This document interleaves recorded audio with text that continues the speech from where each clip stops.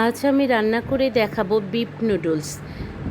Fry প্যানে দিয়েছি আমি 4 টেবিল চামচ রেগুলার সয়াবিন তেল। হাফ হাফ কাপ দিয়েছি পেঁয়াজ কুচি করে কেটে নেওয়া। এখন আমি হালকা ব্রাউন করে ভেজে নেব।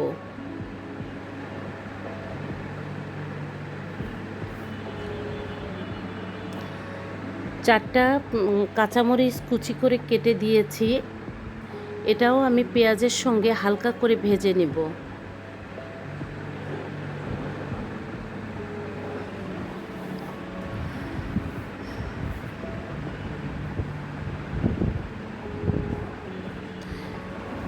এখন দিয়ে দিব একটা গাজর কিউব করে কেটে নেওয়া।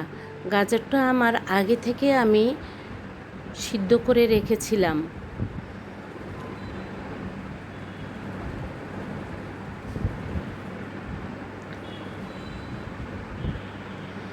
দিয়ে দিব একটা টমেটো কিউব করে কেটে নেওয়া। গাজরের সঙ্গে টমেটোটাও আমি হালকা করে ভেজে নেব।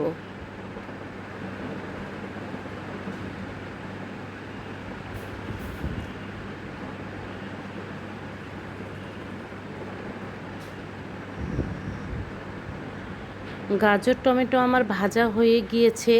এখানে দিয়ে দিব আমি 1 কাপ গরুর মাংস আমি রান্না করেছিলাম, ওখান থেকে কয়েক টুকরা নিয়ে আমি ব্লেন্ড করে নিয়েছি।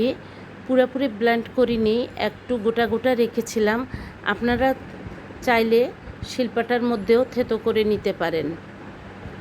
আমি সব এক জায়গায় ভালোভাবে ভেজে নিয়েছি। আগে থেকে আমি নুডলস সিদ্ধ করে রেখেছিলাম ফুটন্ত গরম পানিতে। এটা ছিল ম্যাগি নুডলস 3 প্যাকেট। এখন আমি দিয়ে দিব 3 টেবিল চামচ নুডলসের মশলা, আর দিয়ে দিব হাফ চামচেরও কম লবণ। যেহেতু আমি এখানে সয়া সস দিব 2 টেবিল চামচ, আর দিয়ে দিব 1 টেবিল চামচ টমেটো কেচাপ। এখন আমি সব উপকরণ এক জায়গায় করে নেড়ে দিব।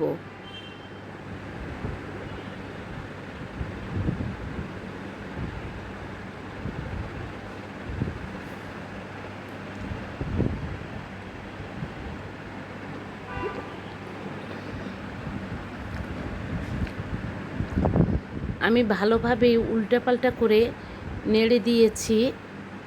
এখন আস্তে আস্তে করে ভেজে নেব।